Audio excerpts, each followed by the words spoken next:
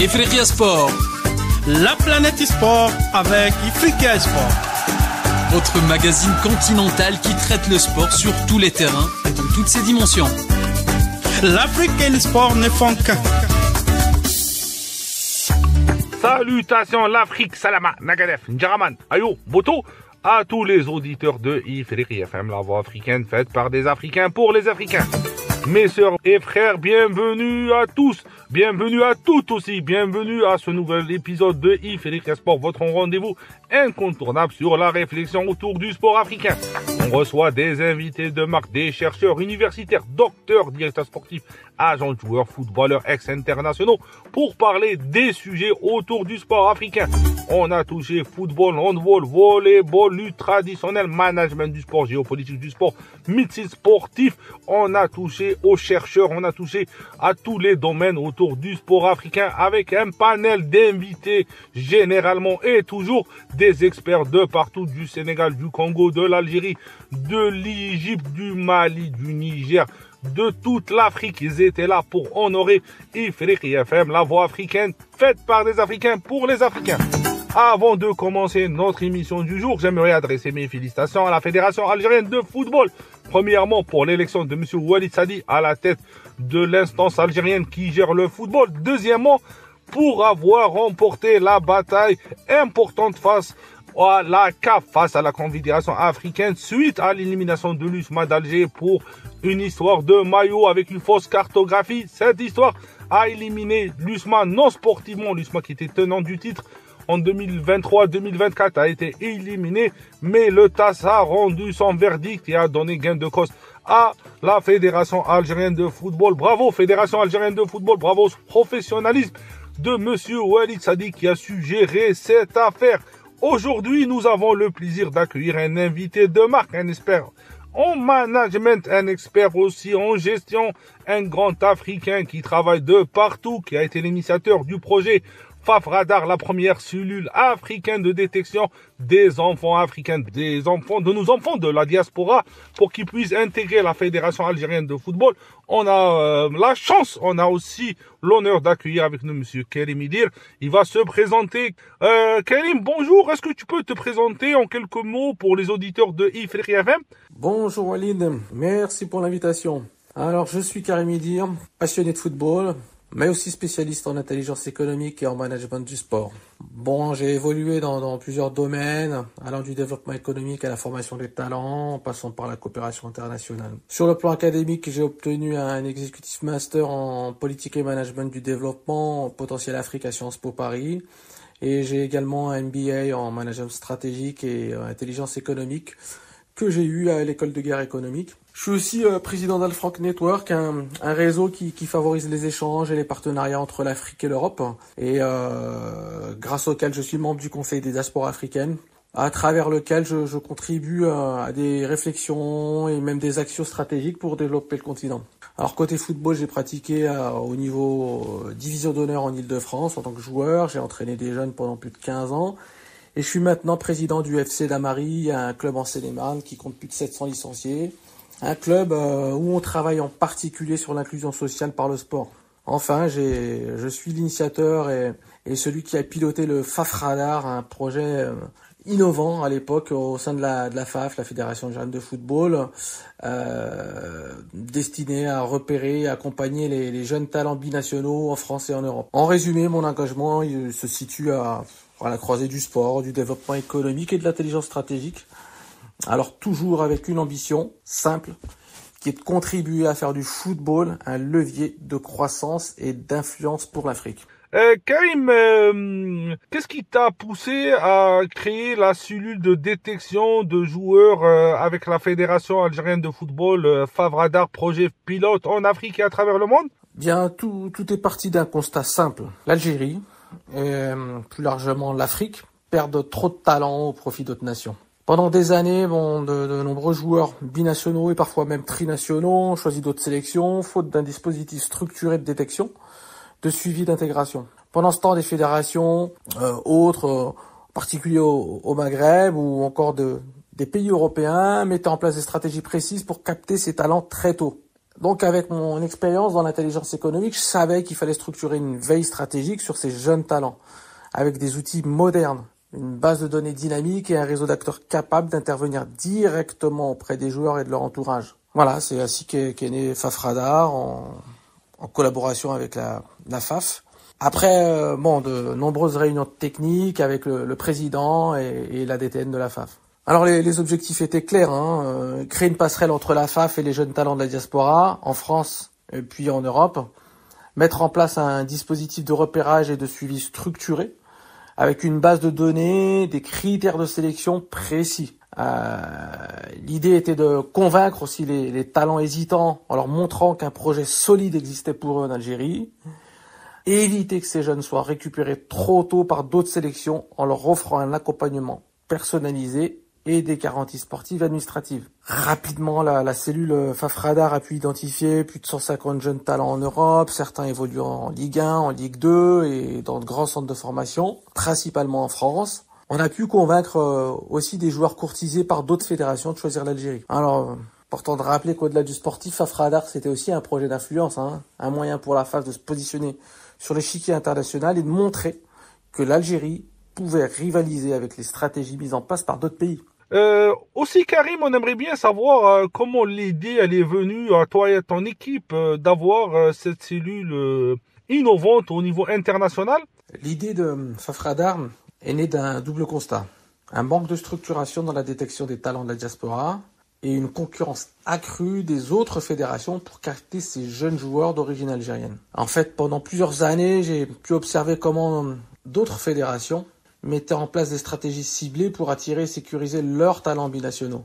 En parallèle, l'Algérie perdait régulièrement des joueurs qui auraient pu renforcer cette sélection nationale, faute d'un projet structuré et attractif. Le point de départ du projet, c'est en 2019, lors des rencontres économiques sur le marché du sport dans le monde arabe qui s'étaient déroulées à l'Institut du monde arabe à Paris. On avait échangé avec des représentants de la FAF. Et donc, à travers ces discussions, ça nous a permis de comprendre qu'il y avait un besoin urgent, simple, qui était de structurer un dispositif de détection et de suivi des joueurs, des talents algériens en Europe. C'est comme ça qu'on a travaillé et puis que j'ai pu proposer un modèle innovant qui est basé sur 3 piliers. 1, une approche stratégique organisée avec la mise en place d'une base de données active et un réseau de scouts spécialisés. 2, un processus de détection et d'accompagnement structuré qui permet d'évaluer les jeunes talents sur le plan technique, mental et comportemental. Et 3, une action d'influence pour convaincre les joueurs et leur entourage que choisir l'Algérie, c'était un choix sportif et stratégique pertinent. Voilà, le Fafradar est donc né de la volonté d'apporter une solution concrète à ces enjeux en mettant en place un outil performant et pérenne. En quelques mois, on a réussi à identifier plus de 150 joueurs en Ligue 1, Ligue 2 et dans des centres de formation majeurs.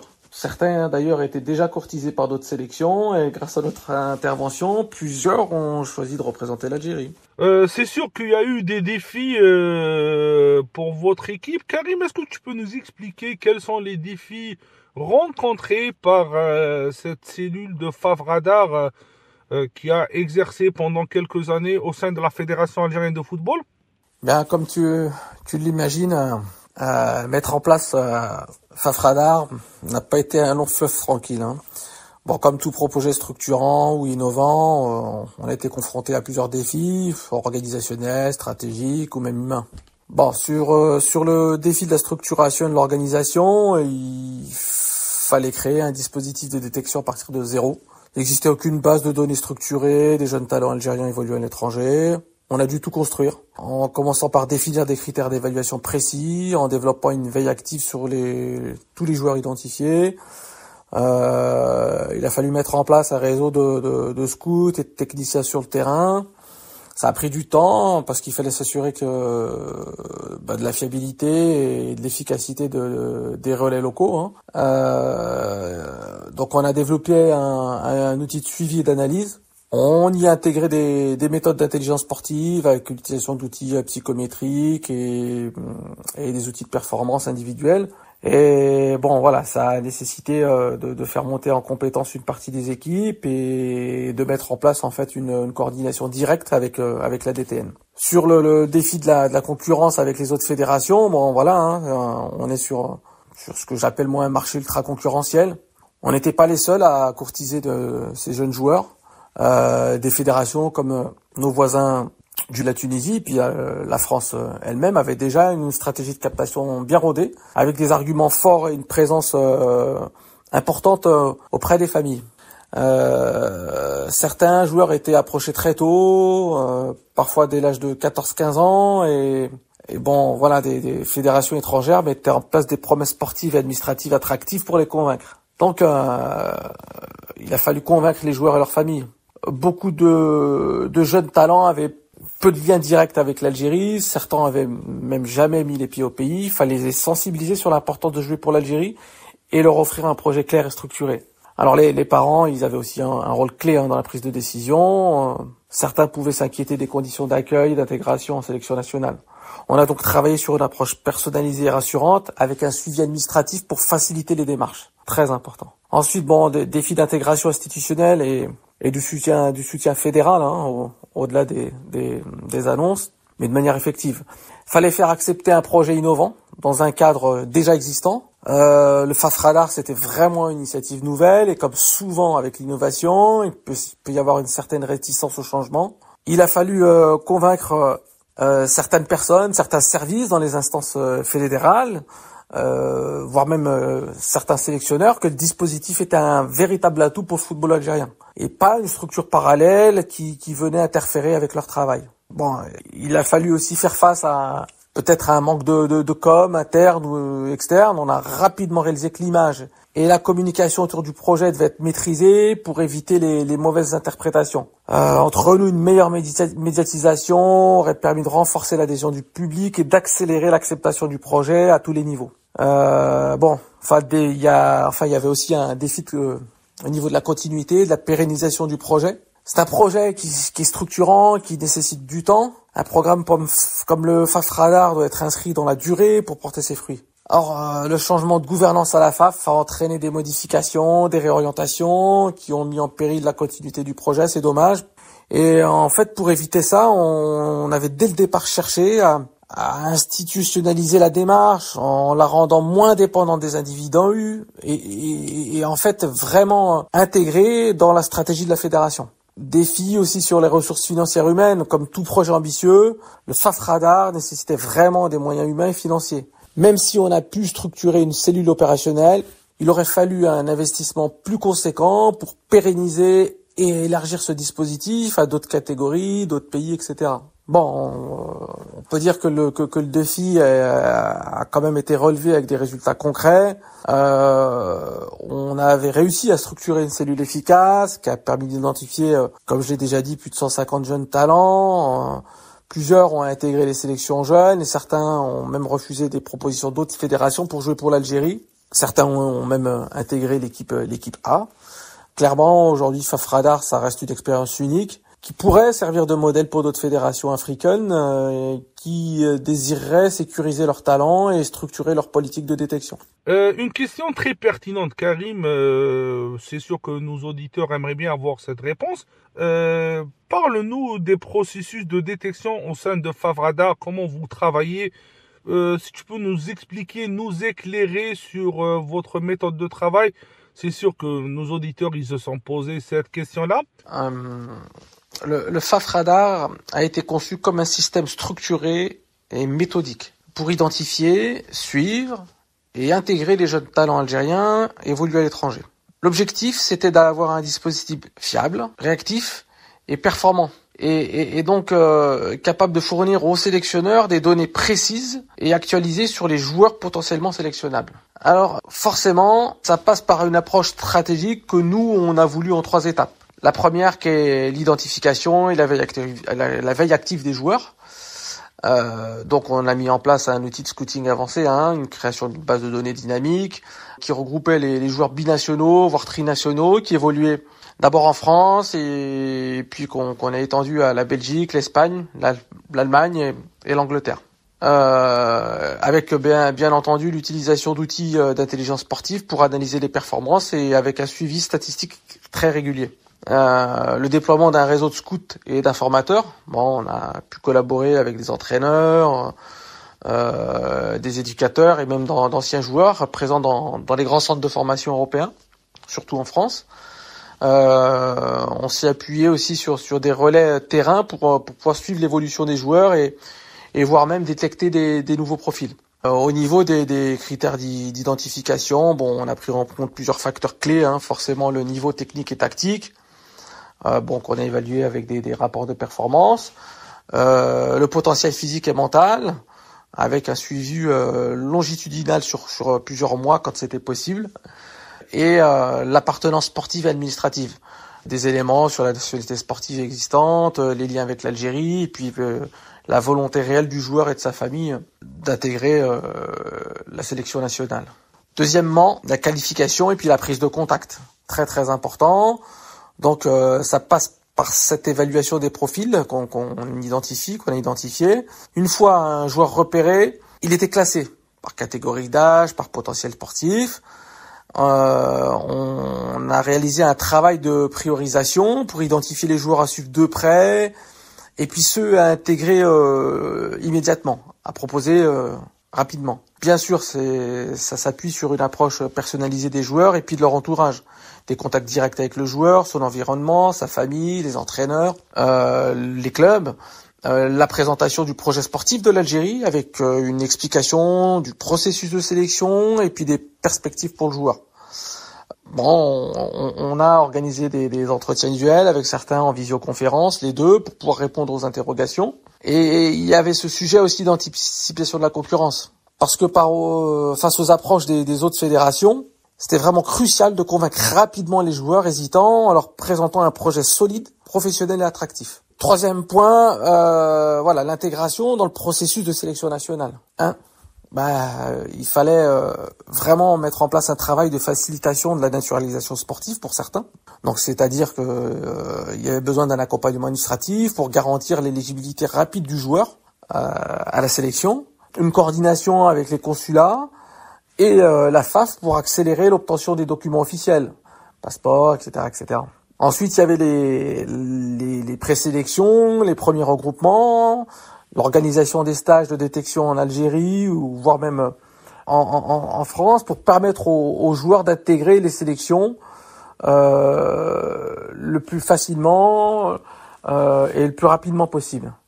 On a travaillé à chaque fois à présenter des joueurs aux sélectionneurs des catégories concernées, aux responsables techniques de la DTN.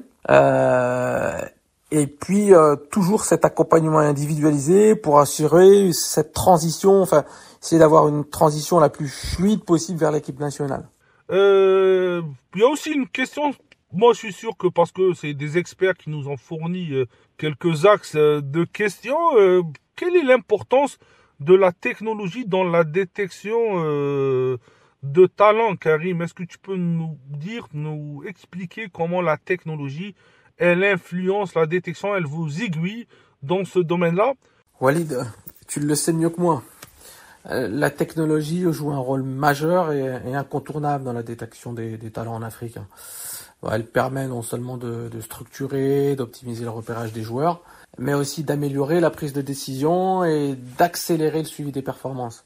Avant, la détection reposait uniquement sur le réseau humain, les scouts, les entraîneurs, les agents. Aujourd'hui, la technologie permet d'aller un peu plus loin, voire beaucoup plus loin, en s'appuyant sur des données précises et objectives. 3 avancées majeures grâce à la technologie. L'analyse de données et la scouting intelligence, des outils comme Wisecout et d'autres que tu connais bien. Pour sur les stats des joueurs en temps réel. C'est aussi la création de bases de données dynamiques, une mise à jour en fonction des perfs et de l'évolution des joueurs. Et cette possibilité de comparer objectivement les joueurs à l'échelle nationale, continentale, internationale. Alors après, c'est aussi l'utilisation de la vidéo, l'analyse des performances grâce aux vidéos des matchs, qui permettent d'évaluer par exemple la prise de décision, l'intelligence de jeu, la tactique. Bon, le tracking GPS, c'est pas mal non plus dans les centres de formation pour analyser les capacités physiques, et l'accélération, l'endurance, puissance, etc. Et bon, clairement, ça facilite le travail des sélectionneurs et des clubs qui peuvent analyser un joueur dans un premier temps sans avoir besoin de se déplacer immédiatement. Après, t'as tous les sujets du digital et des plateformes de repérage, le développement de toutes ces applications de plateformes, de mise en relation de joueurs, ça se développe de plus en plus, mise en relation de joueurs avec les clubs, les recruteurs, comme Foodsider qui marche pas trop mal, qui marche même très bien et qui travaille à se développer en Afrique. Bon, les réseaux sociaux, l'utilisation des réseaux sociaux pour suivre l'évolution des jeunes joueurs, voire même repérer des profils prometteurs. Certains sont très bons sur ces sujets-là. Et il y a maintenant la structuration d'un réseau de scouts connectés qui peuvent partager des rapports, des analyses en quelques secondes en fait. Et cette technologie, elle est cruciale pour l'Afrique. L'Afrique a un énorme potentiel footballistique, mais on sait qu'elle souffre encore d'un manque d'infrastructures et de structuration. La technologie permet de compenser en partie certaines de ces lacunes en facilitant cette détection et en démocratisant l'accès à l'information. Bon, clairement, si sous l'angle de l'intelligence sportive, la technologie c'est un accélérateur de développement pour le football africain. Ça participe de structurer la détection, d'améliorer le suivi des joueurs, d'optimiser les choix des sélectionneurs et des clubs. Et moi je dirais que l'Afrique, il faut vraiment qu'elle investisse massivement dans ces outils pour plus être juste un fournisseur de talent brut, mais vraiment devenir une puissance footballistique organisée et influente. Je pense qu'on en reparlera.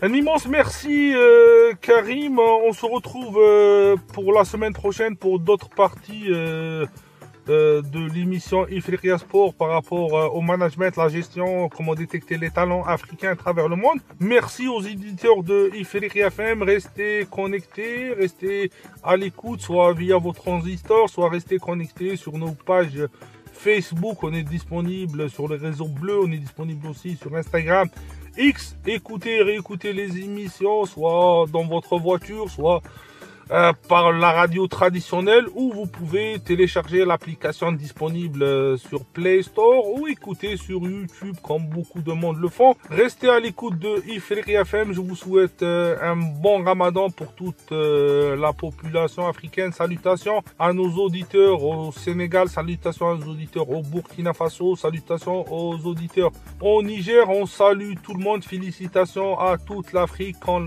un Africain gagne, c'est l'Afrique qui gagne. Alors je vous dis à la semaine prochaine pour un autre numéro de Ifriqiya Sport.